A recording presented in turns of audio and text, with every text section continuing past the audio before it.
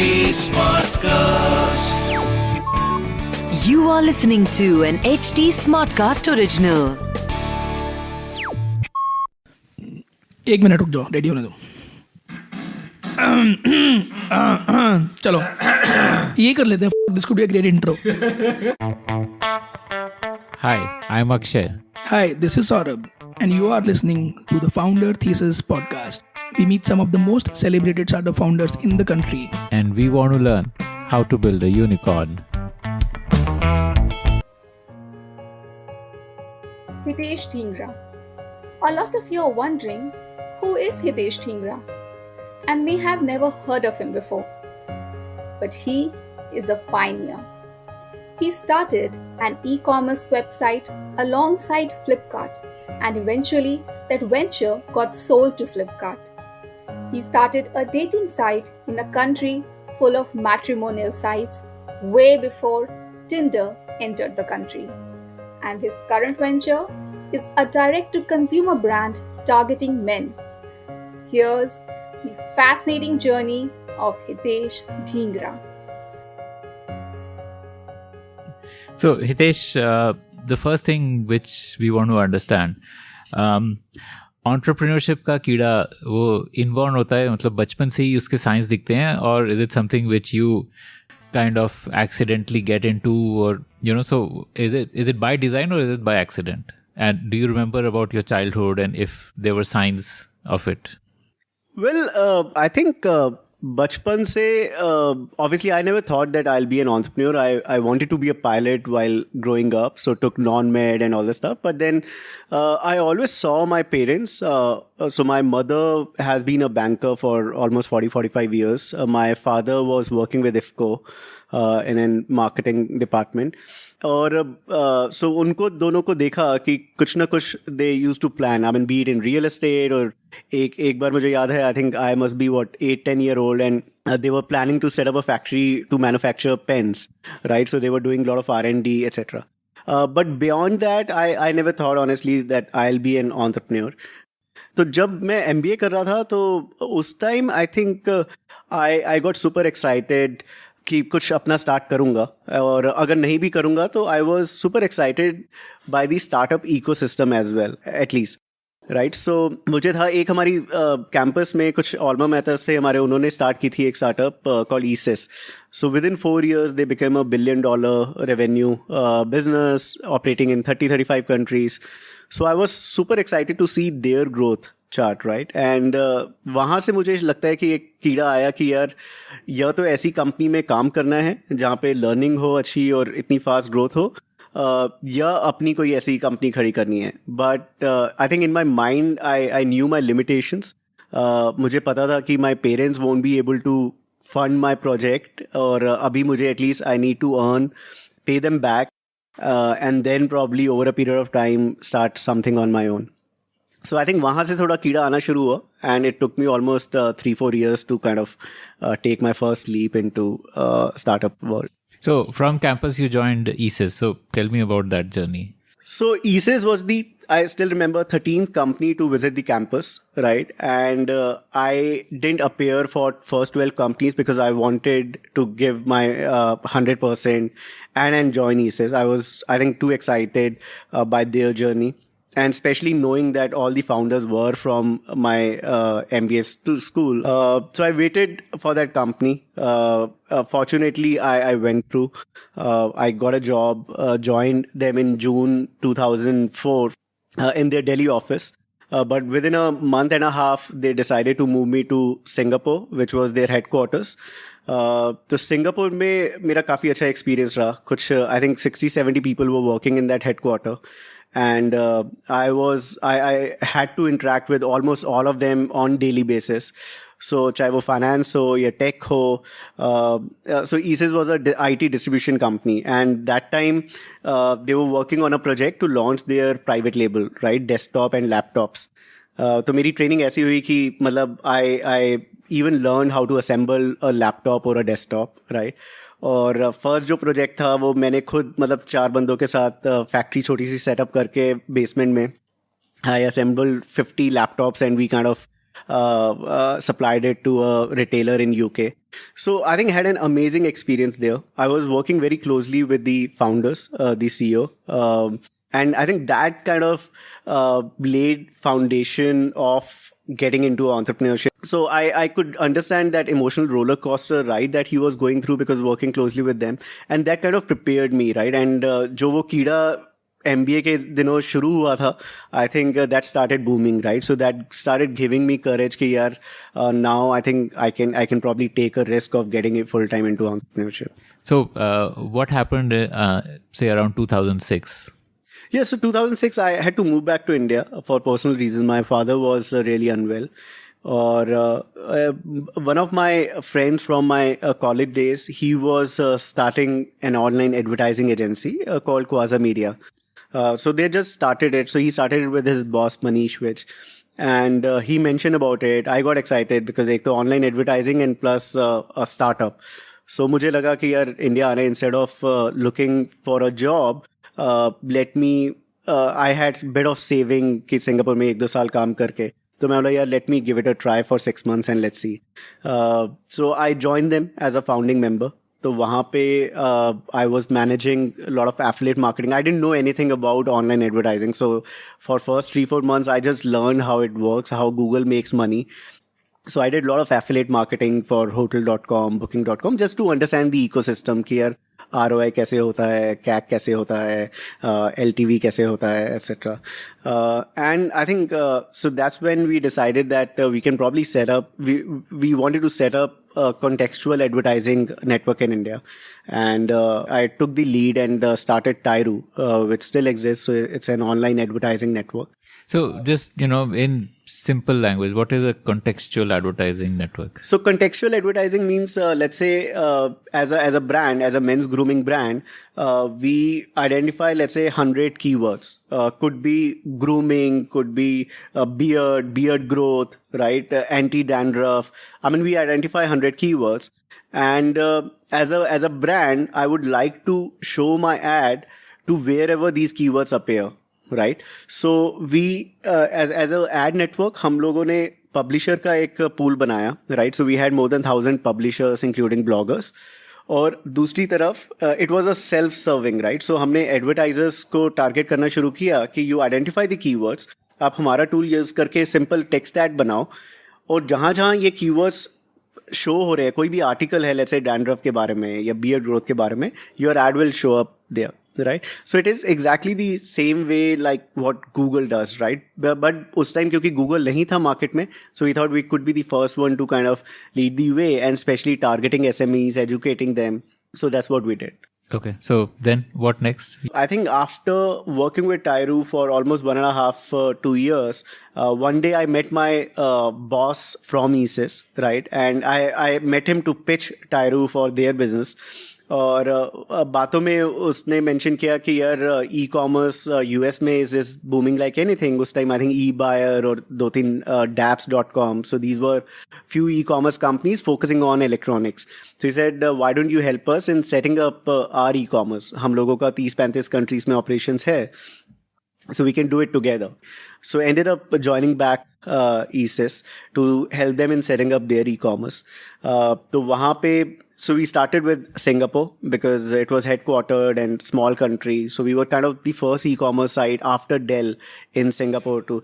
So this was in 2006, 2007. And so I obviously helped them in setting things up there. Then India में हमने Cafe Gadgets के नाम से launch किया. So we launched e-commerce in 7 countries, and in couple of countries it started doing well. So India, Singapore, Malaysia, it started doing really well.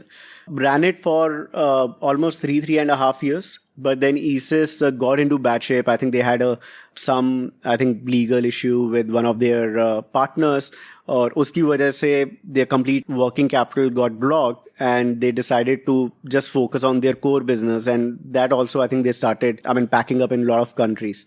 So as a result, obviously, we had to shut down that business within ECommerce. But because I was too confident about e-commerce opportunity in India, I thought, this was more of an accident, but I thought this could be the right time to continue the momentum and start something on my own. So that's what I think gave me an idea for Let's Buy. So launched Let's Buy in 2009, July. So what was the original idea with which you launched Let's Buy and how did it evolve? So Let's Buy launch करने से पहले I think India में जो e-commerce का ecosystem था, so there were few sites like eBay, India Time Shopping, India Plaza, but all of them were marketplaces, right? So especially जब आप electronics लेते हो जैसे mobile phone, laptops, these are expensive buy, right? So you want to be sure कि warranty हो, original हो, proper packaging में हो, सब कुछ हो. But because existing platform were marketplaces, they never had any control over the inventory, कि what is being sold. So BlackBerry के phones बिकते थे लेकिन वो open बिकते थे without warranty, right? So there were a lot of customer issues. So Let's Buy का idea ये था कि we will work directly with the brand owners or their authorized distributors, right? So we won't really become a marketplace. So it was more of a stock and sell model. We used to get the order. We used to either procure it from, let's say, Samsung or their distributor and then ship it to the customer. But every product was going through our warehouse, right? Which made sure कि quality है, warranty है, seal pack है, product proper है. So that's what we did. And we started working with, I think it required a lot of effort because उस time किसी भी company का mandate नहीं होता था e-commerce का, right? So it was just like ठीक है यार, US में अभी थोड़ा बहुत हुआ है, India में इतना नहीं है. So we had to convince a lot of these players to give us some exclusive products. So I remember जब Samsung ने Corby launch किया था, which was their first smartphone.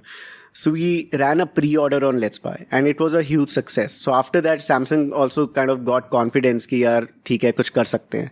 So that's how we started. And I think we kind of bootstrapped it for 1.5 years. After that, obviously, we raised our first round and I think grew from 70 lakhs a month to almost 28-30 crores a month within a span of 12 months. So when you started Let's Buy in 2008, I imagine at that time, none of the ecosystem would have existed the way it exists today, be it payment gateway, be it logistics support. So how did you manage all these challenges and, what were like the key takeaways from it? Yeah, no, I still remember our website was about to launch, right? So we had a launch date, I think somewhere in August 2009.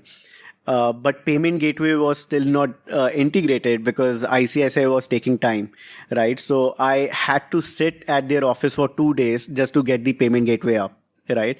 And I pleaded with them कि यार, we have a deadline, we have to go live because there were some commitments made to some of the partners like Samsung, Microsoft, etc. And after sitting at their office for almost 10 hours a day for 2 days, I managed to get the payment gateway up. Even logistics, I still remember that time I used to stay in Kirti Nagar, West Delhi, and our office was in Patel Nagar. So any order from West Delhi, I used to carry it in my car and kind of deliver it. So I think that's what we did. What really worked well for us, and it was kind of blessing in disguise because we were bootstrapping. I didn't have much salary to pay. I ended up hiring a lot of people, management trainee from tier 2 MBA institutes like Amity, APJ, etc.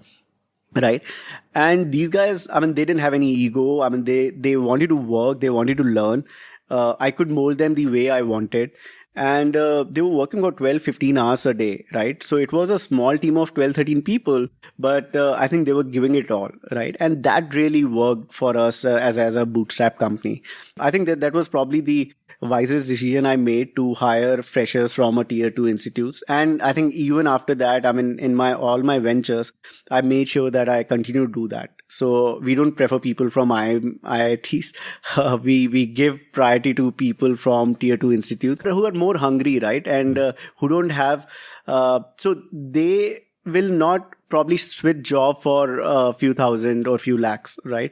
If you're from IIMs, you have an opportunity cost. So if startup is not doing well, it is first the people from tier 1 institute who start looking out for a job because they have a good opportunity cost. So I want to understand more how you bootstrapped an e-commerce company. I mean, e-commerce companies need a lot of capital for customer acquisition and so on. So how did you manage to get customers? How did you manage to build up your order pipeline? Yeah. So I think काश ये पता होता उस time because the cafe gadgets we were not burning much capital. So when we started Let's Buy, for first 1.5 years we were actually profitable, right? So अगर हम 70-80 लाख का महीने का business करते थे तो उसमें 7-8 लाख रुपए हमारा profit आता था, which goes back to obviously salary and other expenses, but we were not really bleeding, right?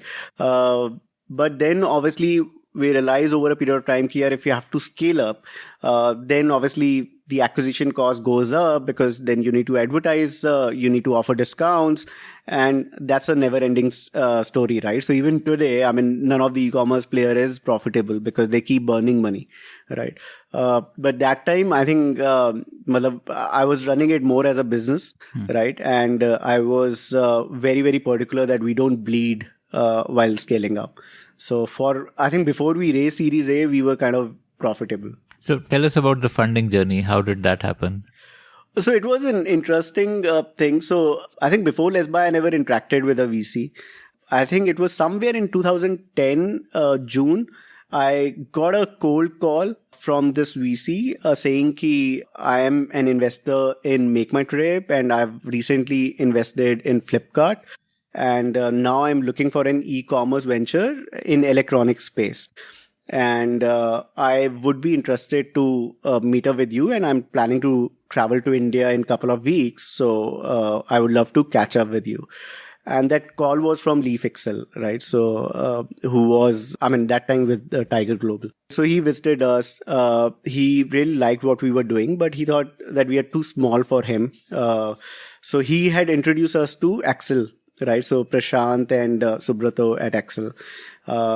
And in parallel, so Manish, who was my ex-boss, so he had angel invested in Let's Buy. So he, through his connection, introduced us to Helion. So we were talking to both Helion and Excel, and both of them decided to kind of write a check, Series A, 4 odd million in Let's Buy. And over a period of time, because business was scaling up month on month, so Tiger also decided to write a 2 million check. So our Series A we concluded in December 2010, and it was 6 million from Tiger, Helion, Excel, all three of them participating equally. So that's when Amanpreet joined on board. So Amanpreet and I were college mates, and that time he was working with E&Y, just got married, so he was a bit hesitant to join a startup. A pre-funding stage, so he decided to join once we got a term sheet signed from all the investors. And I think 2011 was a great year for Let's Buy. We grew from 70-75 lakhs monthly revenue to almost 28-29 crore monthly revenue. In 1 year? In 1 year. Wow. From a 12-13 people team to almost 450 people team. So hired more than a person a day. We were probably the most covered e-commerce startup in that particular year, right? So I think we were doing exceptionally well, but then obviously we were burning a lot more capital as well. But just because business was doing well, there was a lot of inbound interest from private equity and VCs to participate in the round. So in fact, we kind of signed the term sheet with 3 new investors, including 3 existing When investors. was this? This was in 2011. July, August time. And it was supposed to be a $42.5 million round at a 130 million pre-valuation. So it was a good jump from where we were a year back. And 3 marquee investors, right? But then one of the investors wanted us to kind of shift our base from India to Singapore because they had a global mandate whatsoever.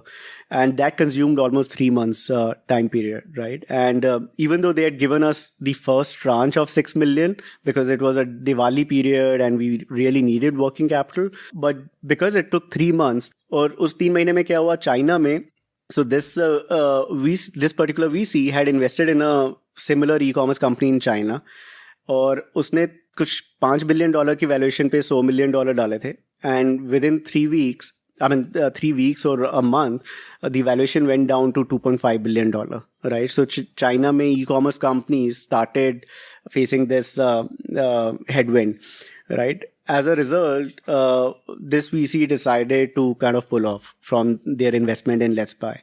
And they pulled off from a lot of e-commerce investments during that period in India. right? And because he was a marquee investor, so obviously the other investors also got jittery, right? Or so we were going through a very, I think, stressful phase at that point in time. And Lee was traveling to India, so I still remember meeting. So they had a Flipkart board meeting in Delhi. So Lee and Prashant, so we met him at Leela Chanakyapuri. Both me, Amanpreet, and even I think Manish was there. And Lee mentioned that why don't you talk to Sachin and Binny? They're traveling to Delhi, and it could be an interesting proposition for you guys as well. And they also had mentioned to Lee somewhere back in time that we would be interested in evaluating acquisition of Let's Buy. So Flipkart was already into electronics. So that time they just got into electronics, and we were kind of neck to neck in terms of numbers. So immediately after that meeting, we went to meet Sachin and Binny. We had a dinner with them. So I think after an hour-long meeting, we kind of decided that this could be the right option, right? So it didn't take much time. So from that meeting, I think within a week's time, everything was kind of closed in terms of valuation, in terms of agreement, everything. So that was a completely roller coaster ride, because from bootstrap to probably 150 crore revenue run rate to kind of selling off the company, right? So it was a good learning experience. 2.5, 3 years. What were the lessons from the exit? And there are a lot of cases where most founders are not happy with post-exit scenarios. The commitments are not lived up to. Did something like that happen here, or, was it all smooth? No, I think it was all smooth. Look, so what we realized was, obviously, I think there's always a hope कि यार थोड़ी valuation better होती, थोड़ा और मिल जाता. So for example, I think we decided कि यार me and Amanpreet, because that time Flipkart was kind of valued at $1 billion. So हमने decide किया कि यार let's cash out, because one of our existing investors said कि यार already valuation बहुत ज़्यादा है, तो better to cash out. Now the existing investors, they didn't have an option to cash out, so they was invested in Flipkart. And Helion, after I think 2-3 years, exited at 150 crores, right? So from what they invested in Let's Buy. So you never know. I think there's always a scope. But then I think for a first venture, it was a decent exit for both me and Amanpreet.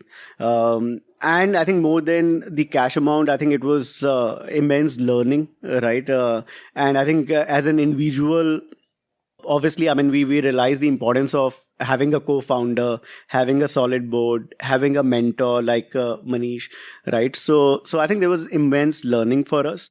Baki valuation ka, obviously, year down the line, Myntra got acquired, similar numbers, but valuation was almost $300 million, right? And they raised a lot more capital than Let's Buy at that point in time. So you never know about these things, because then there was, on other side, there was Ye, right? Again, had raised a lot more capital than Let's Buy or even Fashion and You.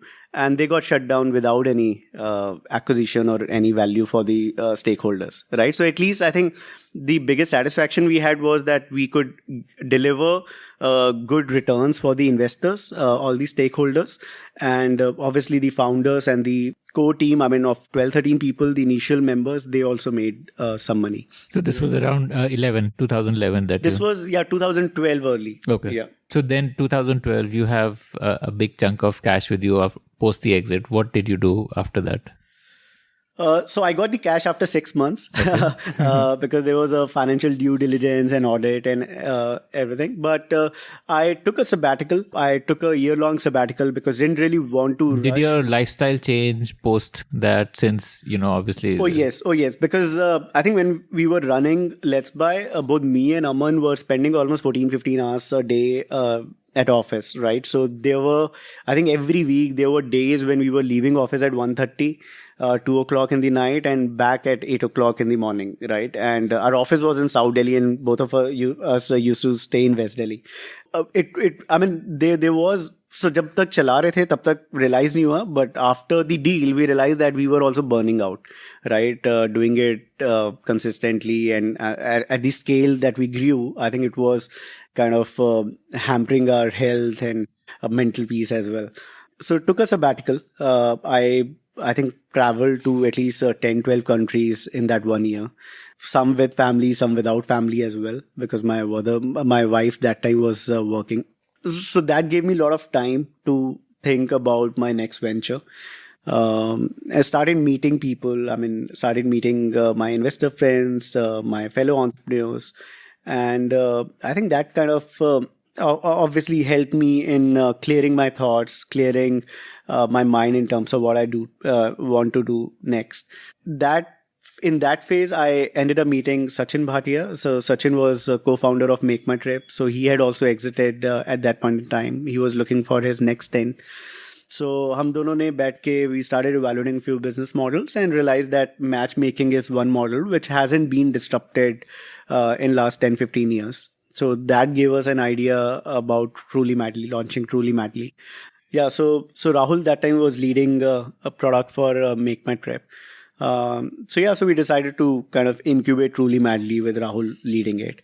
On the other side, I met Parvesh. So Parvesh is my family friend and now co-founder of the Man Company. So he has been in this business of manufacturing and packaging of beauty and cosmetics products for almost last 20 years. So when I started meeting him, discussing with him, so the gross margin in this category kind of excited me. So in electronics, we were working at 10-12%, and here you work at 70-80% gross margins, right? So I thought there could be some interesting game here as well. So again, got Bhisham, who is my school friend, and he was part of Let's Buy team as well. Got him on board to kind of lead not the Man Company, but that time we started with the perfume business. So we were buying perfume from Parvesh's company and then obviously selling it online, offline. So just to understand the market, right? So even at that point in time, and we started within the same office. So I was working with both the teams, but I was not really full-time involved with either of them. So once the Truly Madly got launched and we decided to raise capital, so Helion and K Capital, they came on board, and Helion wanted me and Sachin to be on board full time. So that's when we decided to get full time on Truly Madly. So ran it for 3 years. So tell me more about Truly Madly. Why did you decide on a dating site for India when, the traditional mindset is fairly prevalent in India and there were already big players in the matrimonial space? So what was the thesis? Yeah, so I think thesis was very simple. That time, obviously there was Shaadi, Bharat Matrimony, Jeevan Sathi, all doing well, but they were primarily desktop focused matchmaking site. And especially in case of girls, it was mostly the parents who were managing profile of girls on these sites, right? And whereas I think the ecosystem had evolved, right? So a lot of women want to take control of their own life, at least when it comes to choosing a right partner. So we thought it could be the right time to build something which is slightly before finding a marriage partner, right? Slightly before that, more around serious dating, right? Or a relationship platform where the profiles are authenticated, right? So we had a social plugin to verify each and every profile, right? Which kind of gives credibility to the platform, and women feel secure because they know that all the profiles are kind of verified on this platform, right? So we used to reject almost 10-15% profile because they were fake. So there was a team kind of verifying each and every profile. So we realized that if we provide this safe environment, if we make it more relationship oriented, which is beyond caste, creed, etc., it could be relevant for today's times. So first 2.5 years, Truly Madly did really well. We ended up getting almost 500,000 database with a healthy men to women ratio, because I think that was the biggest challenge for any matchmaking or dating site in India. There were 90-95% men and 5-7% women. So I think we at least ended up getting 70-30 ratio, right? So in that sense, the engagement rate was pretty high, and we ended up creating a great brand around it. What was the revenue model? So that time, I think for first 2.5 years, it was only advertising, right? So we didn't really have subscription, and we wanted to add subscription once we cross 1 million database. So I think we ended up creating a great brand. But then obviously Tinder launched in India to kind of, they barge into our party, spoil the game in a way, right? Spending heavily on Bollywood, etc., getting a lot of celebs on board. And I think the virality around Tinder was way too high, right? Especially in metros. So we realized that probably we were underestimating the demographics. I think people were comfortable in even hooking up, right? And we were, I think, in our mind, still, I think, wanted to create a safe haven for, especially girls when it comes to finding someone. So wo thoda Tinder kind of disrupted the market for us, right? And we couldn't really raise the next round because I think everyone started comparing the numbers with the Tinder numbers without really looking at the engagement metrics or the brand authenticity, right? So Truly Madly is still doing well, but I think we realized that probably the scale that we were envisioning was kind of far-fetched. All three of us realized that I think scale is not exciting for us to be on full time. So we ended up getting 25, 30-year-olds to kind of run the show. And all of us are now, obviously, ventured out into something else. So I've been running Man Company for last 4 years. Sachin started a company called Bulbul, which is video shopping. And Rahul has got into healthcare insurance space. So he'll be launching his product soon. Okay. So tell us about the Man Company journey. And, you already gave us a little bit of background about how you started a perfume business. So just expand from there. So what happened? Yeah, so I think when we started perfume business, so we were trying to sell it online and offline. Or both me and Bhisham kind of traveled from Jammu to Kanyakumari just to understand the offline channel space as well. तो हम लोग थोड़ा मास premium category में जाने की कोशिश कर रहे थे बिकॉज अगर आप परफ्यूम भी देखें तो या तो बिल्कुल मास ब्रांड्स हैं या फिर you have luxury perfumes right which you get it at airport और modern trade. So we wanted to launch something in mass premium space. But वहाँ पे हमें ये समझ आया कि यार ऑफलाइन में जो जितने भी डिस्ट्रीब्यूटर्स हैं it is very difficult to kind of change their mindset. उनको पता है कि यार 100 रुपये का ही परफ्यूम बिकता है, 100 रुपये में मुझे 25 रुपये ही चाहिए. अगर आप 100 की जगह आप 200 रुपये का भी उनको परफ्यूम दोगे तो they will not accept it कि कौन खरीदेगा, right? So unless you have a strong pull for the brand it's very difficult to crack offline distribution in India. So I think that give us insight कि यार offline तो चलो अभी हो ही नहीं सकता. That is we don't have learning, we understand e commerce better. Let's focus only on e-commerce. Now, if we had to focus only on e-commerce, just selling perfume was going to be very, very niche, right? So we had to obviously broaden up the category. So उस time I started traveling with Parvesh to different exhibitions. एक Cosmoprof होती है Bologna में in Italy and then Hong Kong.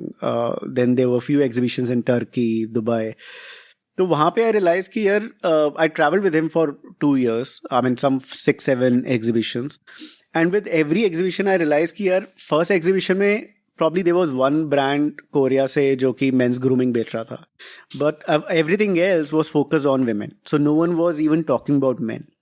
But over a period of 1.5 years, I realized that the percentage of men's cosmetics or grooming companies were kind of increasing.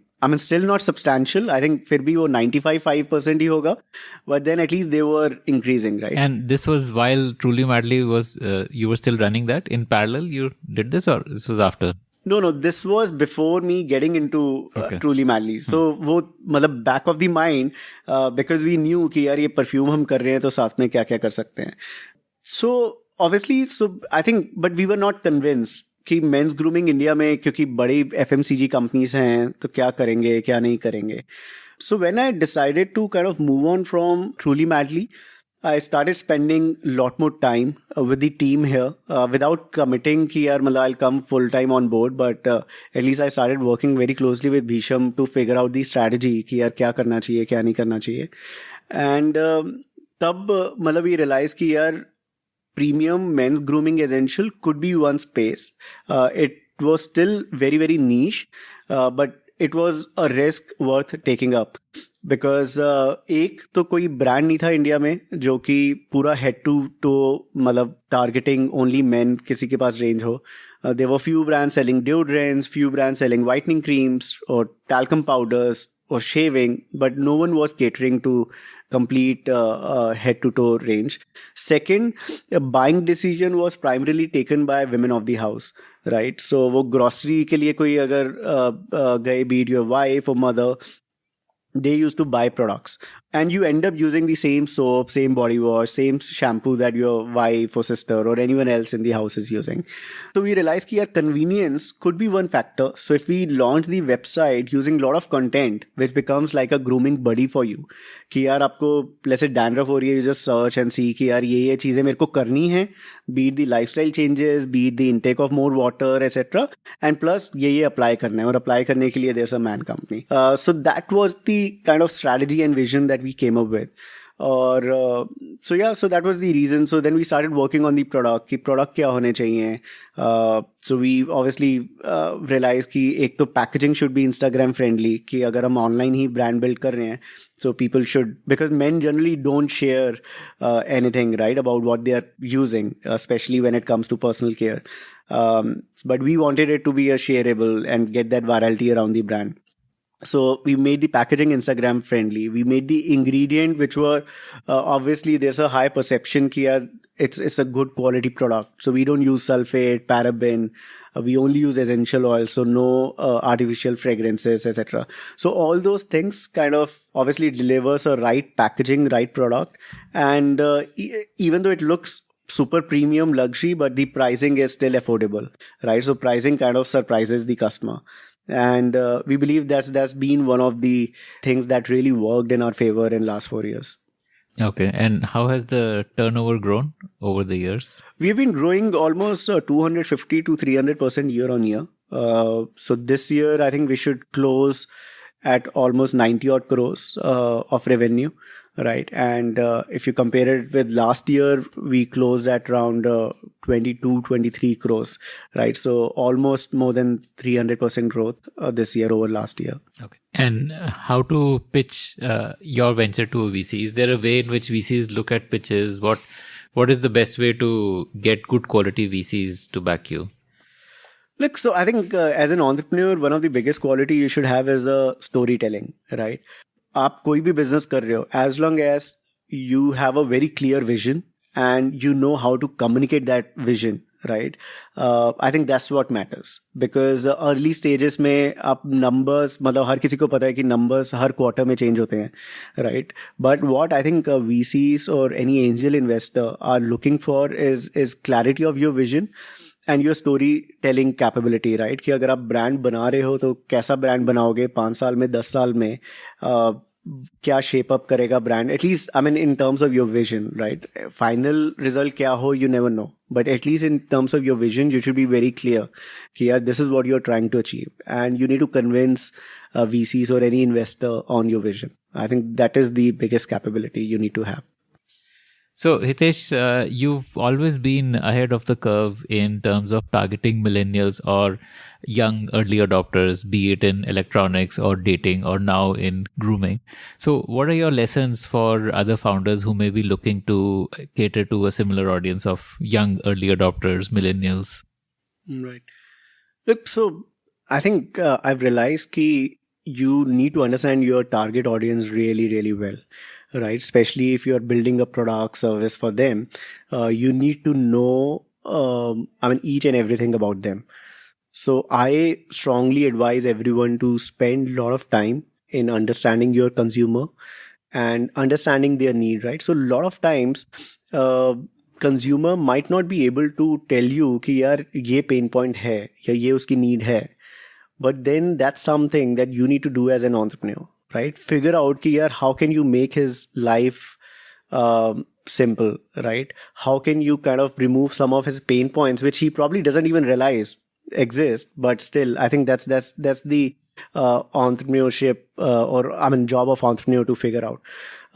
So when I started, how do you figure these things out? I mean, do you like go and sit with millennials and so let's say when we were starting Man Company, right, we both me and Bisham, I think we did a lot of focus groups, and plus even intuitively, because we knew that this is something where the opportunity exists, right? We started talking to a lot of our friends, family, people in our family, right? And especially in the age group that we were targeting, right? And one more, I think, learning has been that don't keep your target audience very wide, right? I mean, just focus on one segment, go after it. आपके हो सकता है कि consumer इधर उधर से आए, but at least in terms of your positioning, in terms of your communication, you should be very razor sharp, right? So we know that, let's say, if we have to define a customer for Man Company, I can give you a 2-page this thing about this 28-year-old guy who has moved from, let's say, Pune to Bombay, who is working in an IT company, who is earning this much.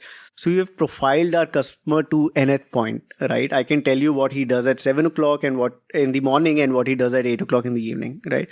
So I think that's the detail that you want to go after, because then you know different aspects of his life and you can build your marketing strategy, your product strategy around his lifestyle, right? So, for example, idea to launch Man Company digitally was to kind of reach out to this millennial, because हमें ये पता था कि यार he's not going to Big Bazaar to buy his shampoo, right?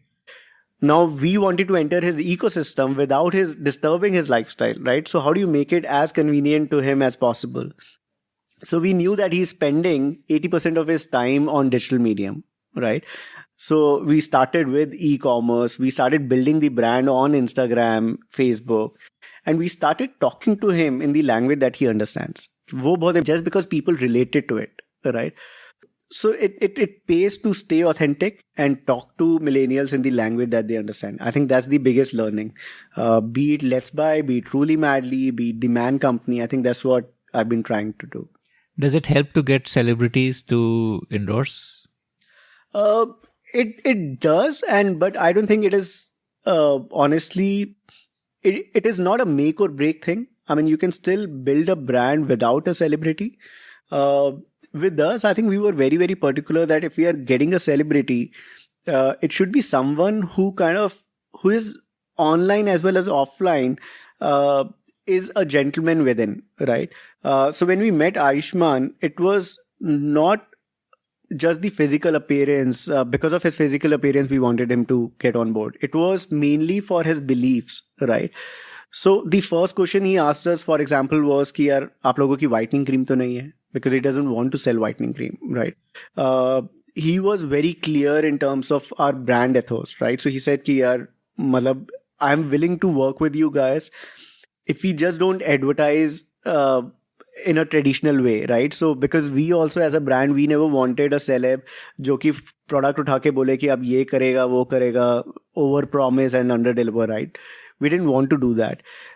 We wanted a celeb who can give us the reach, whom we can create a content that people associate with, right? And who can help us in storytelling in an effective way, right? So that's what we have been doing with Ayushman. So we've already shot 2 more ad films with him.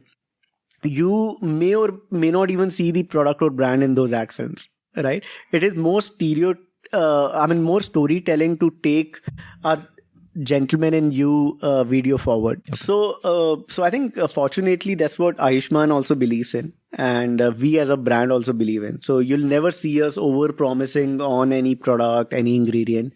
I think we'll tell you the way it is, and we'll tell you that these are the benefits and these are the harmful effects as well, right? And then it is your call to use those products.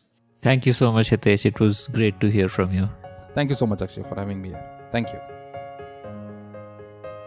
While Ayushman Khurrana is the official brand ambassador of the Man Company, Hitesh is no less charming than him and could have just easily been the face of the company. If you want to go on a date with one of the most charismatic founders, then write to us at hello@thepodium.in. If you like the Founder Thesis podcast, then do check out our other shows on subjects like marketing, technology, career advice, books, and drama. Visit thepodium.in, that is thepodium.in for a complete list of all our shows. This was an HT Smartcast original.